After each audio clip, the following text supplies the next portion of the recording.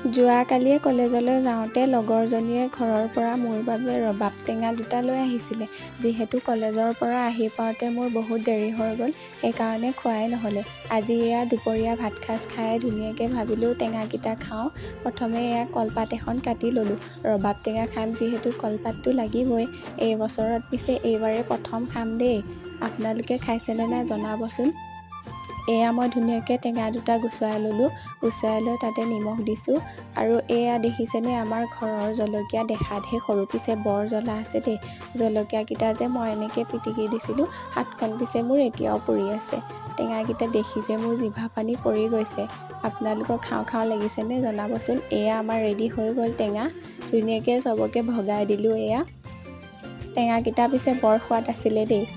ভিডিঅ'টো যদি চাই ভাল লাগিলে তেনেহ'লে চেনেলটো ছাবস্ক্ৰাইব কৰি দিব, লাইক কৰি দিব। আকৌ লগ পাম নতুন এটা ভিডিঅ'ত।